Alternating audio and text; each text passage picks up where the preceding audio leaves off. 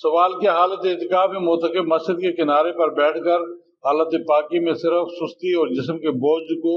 دور کرنے کے لیے غسل کر سکتا ہے، اور کیا اس اعتکاف سنت ٹوٹ جاتا ہے جبکہ یہ غسل مسجد کے حدود کے اندر ہو، اور کیا اسے مسجد کی بے ادبی تو نہیں ہوتی؟ تو جواب یہ ہے کہ غسل اور وضو سے مسجد کو ملوث کرنا جائز نہیں ہے۔ اگر صحن پختہ ہے اور وہاں سے پانی باہر نکل جاتا ہے تو گنجائش ہے کہ کونے میں بیٹھ کر نہا لے اور پھر جگہ کو صاف کر دے۔ پھر سوال یہ کہ ہمارے محلے کی مسجد میں 2 آدمی اعتکاف میں بیٹھے تھے، زیادہ گرمی کی وجہ سے وہ مسجد کے غسل خانے میں غسل کرتے تھے۔ ایک صاحب نے فرمایا کہ اس طرح غسل کرنے سے اعتکاف ٹوٹ جاتا ہے؟ جی، جواب اس کا یہ ہے کہ ٹھنڈک کے لیے غسل کی نیت سے جانا معتکف کے لیے جائز نہیں ہے، یہ مکروہ اور غیر اولیٰ قسم کا عمل ہے۔ تاہم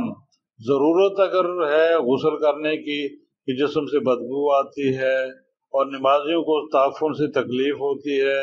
اور خود کو بھی وہ تکلیف جو ہے وہ محسوس کرتا ہے، اور یقیناً اگر خود وہ محسوس کرتا ہے تو فرشتوں کو بھی تکلیف ہوتی ہے اس کے پسینے سے اور اس کے میل کچیل سے، تو اس کو بدبو کو دور کرنے کے لیے اگر وہ غسل کرتا ہے تو غسل جائز ہے، کوئی حرج نہیں۔ لیکن شوقیہ غسل کرنا جو ہے یہ ممنوع ہے، خواہ مخواہ بغیر ضرورت کے غسل نہ کیا جائے، سوائے اس کے کہ جمعہ کی نماز کے لیے اگر وہ غسل کے لیے جاتا ہے اور غسل کر لیتا ہے، یا احتلام ہو گیا، ناپاک ہو گیا، وہ غسل کرتا ہے، یہ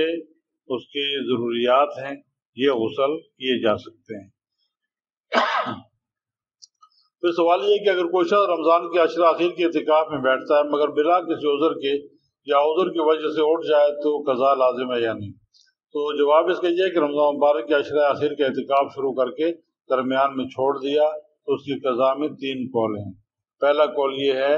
کہ یہ رمضان مبارک کے آخری عشرے کا اعتکاف سنت ہے، اگر کوئی شخص اس کو توڑ دے تو اس کی قضا نہیں۔ یہی کیا کم ہے کہ وہ اس عظیم دولت سے محروم رہا، عام کتابوں میں اس کو اختیار کیا گیا ہے، عام علماء اسی پر فتویٰ دیتے ہیں۔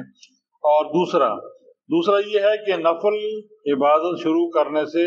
لازم ہو جاتی ہے، کیونکہ ہر دن کا اعتکاف ایک مستقل عبادت ہے، اس لیے جس دن کا اعتکاف توڑا صرف اسی ایک دن کی قضا لازم ہے۔ بہت سے اکابر نے اس کو اختیار فرمایا۔ تیسرے یہ ہے کہ اس نے عشرہ اخیر کے اعتکاف کا التزام کیا تھا، کیونکہ اس کو پورا نہیں کیا، اس لیے ان تمام دنوں کی قضا لازم ہے، اور اس پہ فتویٰ ہے شیخ ابن حمام رحمۃ اللہ علیہ کا۔ پھر سوال یہ ہے کہ میں نے ایک منت مانی تھی کہ اگر میری مراد پوری ہو گئی تو میں اعتکاف میں بیٹھوں گا یا بیٹھوں گی، مگر میں اس طرح نہ کر سکا، تو مجھے بتائیے کہ میں اس کے بدلے میں کیا کروں، میری یہ منت پوری ہو جائے۔ باقی 2 روزے نہ رکھنے کے لیے بتائیے کتنے فقیروں کو کھانا کھلانا ہوگا؟ تو جواب یہ ہے کہ آپ نے جتنے دن کے اعتکاف کی نیت مانی تھی اتنے دن اعتکاف میں بیٹھنا آپ پر واجب ہے، اور اعتکاف روزے کے بغیر نہیں ہوتا، اس لیے 7 روزے شریف بھی رکھنا پڑیں گے، روزے رکھنا واجب ہے۔ جب تک آپ یہ واجب ادا نہیں کریں گے آپ کے ذمہ رہے گا، اور اگر اسی طرح بغیر کیے مر گئے تو قدرت کے باوجود واجب روزوں کے ادا نہ کرنے کی سزا بھگتنا ہوگی، اور آپ کے ذمہ روزوں کا فدیہ ادا کرنے کی وصیت بھی لازم ہے۔ جتنے دن کے روزوں کی منت مانی تھی اتنے دن کا روزہ رکھنا ضروری ہے، اس فدیہ کا ادا نہیں، اس کا فدیہ ادا نہیں کیا جا سکتا جی۔ البتہ اگر آپ اتنے بوڑھے ہو گئے ہوں کہ روزہ نہیں رکھا جا سکتا، یا ایسے دائمی مریض ہو کہ شفا کی امید ختم ہو چکی ہے، تو آپ ہر روزے کے عوض کسی محتاج کو 2 وقت تک کھانا کھلا دیجیے، یا صدقہ فطر کی مقدار غلہ یا نقد رقم دے دیجیے۔ اس طریقے سے آپ کا یہ فرض